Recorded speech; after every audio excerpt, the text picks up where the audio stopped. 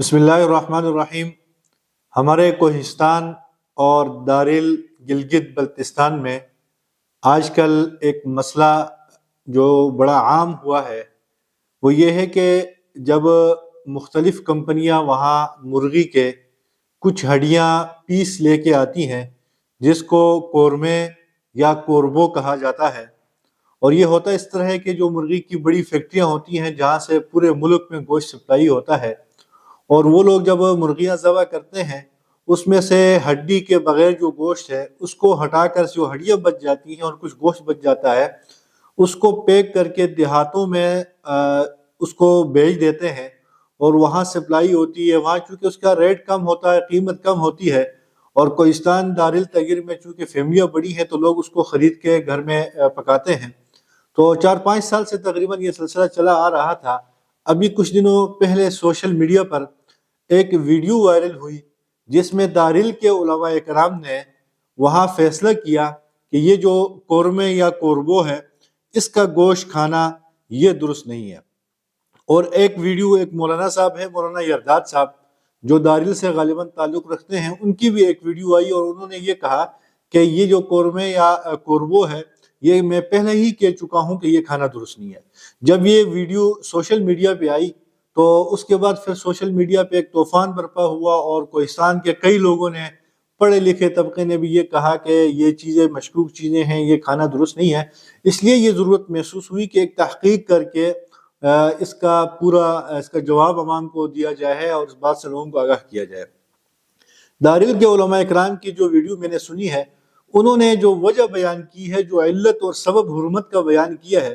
ان کا یہ کہنا ہے کہ چونکہ یہ جو مرغی کی ہڈیاں یا جو گوشت آتا ہے کوہستان یا دارل تاغر میں، یہ بڑی بڑی فیکٹریوں سے آتا ہے،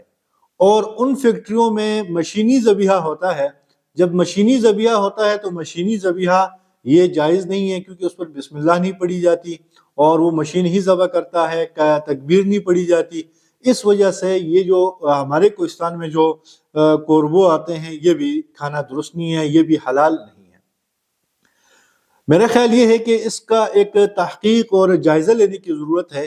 کہ کیا واقعی یہ مشینی ذبیحہ وہاں ہوتا ہے یا نہیں۔ میں نے اس حوالے سے تحقیق کی اور میں نے ان لوگوں سے بھی بات کی جو ان بڑی بڑی فیکٹریوں میں حلال سرٹیفیکیشن کرتے ہیں، حلال سرٹیفکیٹ جاری کرتے ہیں، ان سے بھی میں نے رابطہ کیا، اور پھر میں نے مختلف جو کمپنیاں ہیں ان کی جو پورا پروسیس ہے اس کو میں نے دیکھنے کی کوشش کی، مختلف ویڈیوز کے ذریعے اور ان کی ویب سائٹ پر پورا طریقہ کار میں نے پڑھنے کی کوشش کی۔ تو اب جو پورا ان کا پروسیس ہے ذبح کا وہ یہ ہوتا ہے کہ ایک مرغی جب آتی ہے تو اس کو وہاں پر جو بندے ہیں وہ اس کو مشین پر لٹکا دیتے ہیں، اور لائن سے مرغیاں آتی رہتی ہیں۔ سب سے پہلے ان کو پانی ان پر ڈالا جاتا ہے جس سے تھوڑے وہ صاف ہو جاتی ہیں۔ اس کے بعد جب آگے آتی تو لائن پہ لوگ کھڑے ہوتے ہیں، وہ لوگ اس مرغی کو ذبح کرتے ہیں،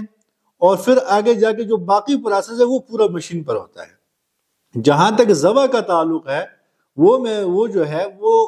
بندہ کھڑا ہوتا ہے، باقاعدہ طور پر شرعی طریقے سے وہ تکبیر پڑھ کے اس کو ذبح کرتا ہے۔ میں مختلف تصاویر آپ کو دکھا رہا ہوں، اسکرین پہ آپ کو نظر بھی آ رہی ہے کہ یہ بہت بڑی جو فیکٹری ہے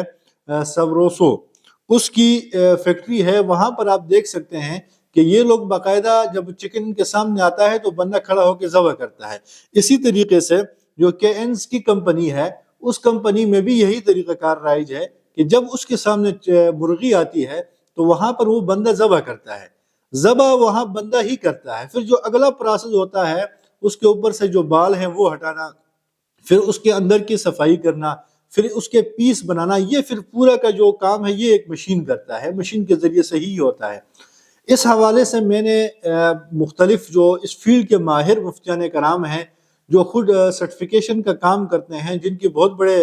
ادارے ہیں جو مختلف فیکٹریوں میں اور فوڈ فیکٹریوں میں جاتے ہیں اور ان کو حلال سرٹیفکیٹ بھی دیتے ہیں اور ان کی نگرانی بھی کرتے ہیں۔ ان میں سے ایک بڑا جو پاکستان میں نام ہے مفتی احسن ظفر صاحب کا ہے، دارالعلوم کراچی میں انہوں نے تخصص کیا ہے، ان کا بہت بڑا سنہا نام سے ایک بڑا ادارہ چلا رہے ہیں۔ ان سے میری بات ہوئی، میں ان کی آڈیو آپ کے سامنے یہ چلا رہا ہوں، آپ ذرا سن لیں۔ وعلیکم السلام ورحمۃ اللہ۔ جی حضرت، جتنی یہ بڑی کمپنیاں ہیں اکثر جگہوں پہ میرا ذاتی طور پہ جانا ہوا ہے، تو یہ تمام جو ہے شرعی طریقے کے مطابق ہاتھ سے ذبح کر رہے ہوتے ہیں، چاہے وہ KNN ہے، سیزنز فوڈ ہے، بگ برڈ ہے، اور اس کے علاوہ اور بھی یہ سیبروسا وغیرہ، یہ حلال سرٹیفائڈ بھی ہیں، اور یہ تمام کے تمام ہاتھ سے ذبح کرتے ہیں، مشینی ذبیحہ یا اسٹننگ وغیرہ یہاں پر نہیں ہوتا۔ جزاک اللہ اچھا، خیر۔ مفتی احسن ظفر صاحب نے اس آڈیو میں یہ کہا، جب ان سے میں نے رابطہ کیا، کہ پاکستان میں جتنے بھی بڑی فیکٹریاں ہیں گوشت کی، باقاعدہ انہوں نے نام بھی لیے، سفروسو کا نام لیا، کینز کا نام لیا اور بگ برڈز کا نام لیا، کہ ان فیکٹریوں میں باقاعدہ طور پر ایک بندہ کھڑا ہوتا ہے جو مرغیوں کو ذبح کرتا ہے۔ یہ نہیں ہوتا کہ مشینی ذبیحہ وہاں ہوتا ہے، وہاں مشینی ذبیحہ نہیں ہوتا، باقاعدہ طور پر وہاں بندہ کھڑا ہوتا ہے، اس کو ذبح کرتا ہے۔ البتہ جو دیگر پروسیس ہے، اس کی صفائی، اس کے کٹائی، اس کے بال اکھیڑنا، یہ سارا جو پروسیس ہے، یہ جو سارا کام ہوتا ہے، یہ پھر مشین کرتا ہے۔ اس کے علاوہ ایک اور جمائم جو ہے، ان کے ہیڈ جو ہے مفتی ساجد انور صاحب، میں نے ان سے بھی رابطہ کیا، اور ان سے جب میں نے پوچھا تو ان کی آڈیو بھی میں آپ کو سنا دیتا ہوں، وہ کیا فرماتے ہیں، ذرا سن لیں۔ وعلیکم السلام ورحمۃ اللہ وبرکاتہ۔ کیا حال ہے مولانا؟ خیریت ہے؟ اچھا حضرت، مشینی ذبیحہ اس سینس میں تو پاکستان میں کہیں نہیں ہوتا کہ مطلب اس کی جو سلاٹرنگ ہے کہ وہ مشین کے ذریعے ہو رہی ہو۔ البتہ اس کی جو چین ہے، جو پروسیس ہے، اس میں یہ ضرور ہوتا ہے کہ اس میں جو برڈز ہیں، مرغیاں ہیں، تو اس کو انہوں نے جو ہے نا وہ کیا ہوتا ہے، اس کی ٹانگوں سے باندھا ہوتا ہے مشین میں، اور سر اس کا نیچے ہوتا ہے، تو وہ سلاٹر مین کھڑا ہوتا ہے اور وہ بسم اللہ اللہ اکبر پڑھ کر اس کو ذبح کرتا ہے۔ تھوڑا وقت ہوتا ہے اس کے پاس چونکہ چین چل رہی ہوتی ہے، تو گیپ ہوتا ہے کچھ، تو جیسے ہی وہ کرتا ہے اتنے میں دوسری مرغی آ جاتی ہے، پھر اس کو کر لیتا ہے۔ اور تھوڑا سا یہ ٹائم ڈیوریشن بڑھانے کے لیے اس کی جو چین چلتی ہے اس کو سلو رکھتے ہیں تاکہ سلاٹرنگ جو ہے وہ پراپر ہو جائے۔ اور تھوڑا آگے دو بندے ہوتے ہیں، تو وہ دوسرا بندہ اس بات کو یقینی بناتا ہے کہ پراپر سلاٹرنگ ہوئی یا نہیں ہوئی، یا اگر کوئی ان کیس بندہ سلو تھا یا چین جلدی چلی اور کوئی مرغی رہ گئی ہو اس سے، تو جو رہ گئی ہو تو اس کو وہ سلاٹر کر لے۔ تو اس طرح ہوتا ہے۔ باقی آٹومیٹک سسٹم میں یہاں نہیں ہوتا، البتہ بعض اور ممالک میں ہوتا ہے، جیسے برازیل میں یا اور ممالک میں، کہ وہاں وہ یا ٹیپ چلا دیتے ہیں بسم اللہ اللہ اکبر کی، یا کوئی اور نظام ہوتا ہے، اور ساتھ ساتھ اس کی کٹنگ جو ہے نا وہ سلاٹرنگ ہو رہی ہوتی ہے۔ پاکستان میں ایسا کہیں نہیں ہوتا۔ جزاکم اللہ، شکریہ۔ السلام علیکم ورحمۃ اللہ وبرکاتہ۔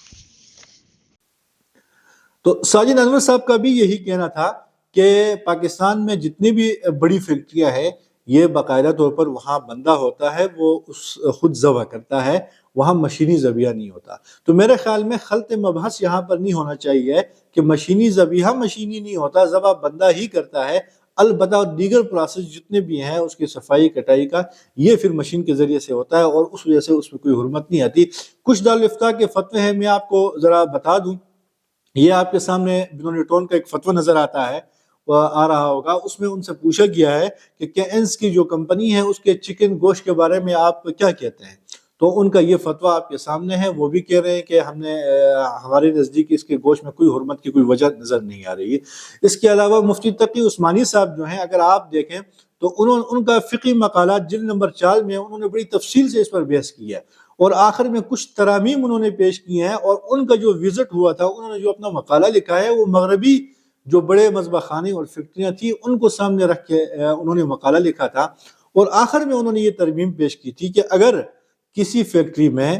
اگرچہ مشین کا استعمال ہو رہا ہو، لیکن اگر وہاں ایک بندہ باقاعدہ کھڑا ہو اور چکن جیسے اس کے سامنے آئے تو وہ اس کو ذبح کرے، تو اس لحاظ سے پھر اس میں کوئی قباحت نہیں رہتی۔ اور دوسری یہاں پر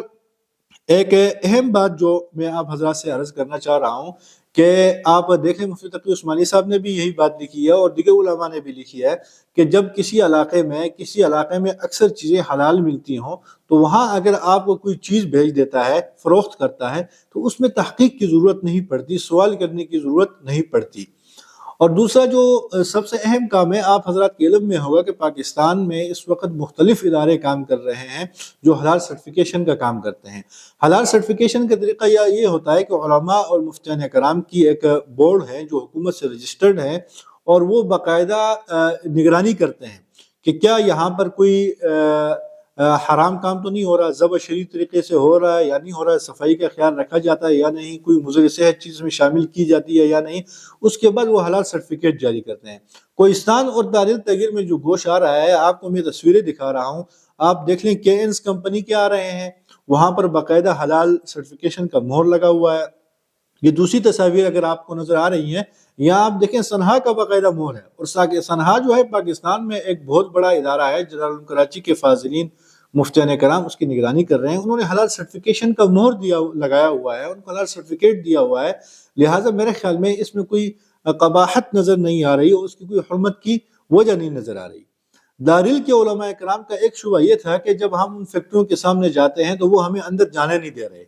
اور ہمیں تحقیق کرنے نہیں دے رہے۔ دیکھیں بھائی، ہر جگہ کے اصول اور کچھ قواعد ہوتے ہیں، اگر اسی طریقے سے ہر بندے کو فیکٹریوں میں جانے کی اجازت ہو تو پھر ان کو اپنا کام چلانا مشکل ہوتا ہے۔ اس کے ماہرین ہوتے ہیں اور باقاعدہ ان سے اجازت لینی پڑتی ہے، اس کے بعد وہاں جانا پڑتا ہے، کیونکہ وہ اتنا احتیاط کرتے ہیں کہ کمپنی کا مالک بھی بغیر ڈریس اور بغیر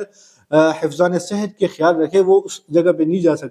جا سکتا جہاں پہ مرغوں کو ذبح کیا جاتا ہے۔ تو میرے خیال میں ان تمام چیزوں کا خیال رکھنا چاہیے اور خلط مبحث نہیں کرنا چاہیے۔ مشینی ذبیحہ یہاں پر نہیں ہو رہا، پاکستان میں تمام جو بڑی کمپنیاں ہیں اکثر حلال سرٹیفکیٹ ان کے پاس موجود ہیں، باقاعدہ شرعی طریقے سے ذبح کیا جاتا ہے۔ اور میں جامعہ اشرفیہ سے بھی باقاعدہ بھی وہاں سے بھی میں رابطہ کر رہا ہوں، وہاں ان کا جو میں نے خود فون پر جو کینز کمپنی ہے ان کے ہیڈ آفس میں نے بات کی اور ان سے میں نے یہ کہا کہ ہم یہ دیکھنا چاہ رہے ہیں کہ کیا آپ حلال سرٹیفکیشن حلال ذبیحہ جو آپ کا ہے وہ حلال طریقے سے ہوتا ہے یا نہیں۔ انہوں نے کہا کہ ہمارے باقاعدہ نگرانی ہوتی ہے، مفتیان کرام آتے ہیں اور حلال طریقے سے ہی ہم ذبح کر رہے ہیں۔ تو میں جامعہ اشرفیہ سے بھی رابطہ کرنے کی کوشش کر رہا ہوں، اگر وہاں سے بھی مجھے کوئی بات ملتی ہے تو وہ بھی میں آپ حضرات سے شیئر کر دوں گا انشاءاللہ۔ جزاکم اللہ۔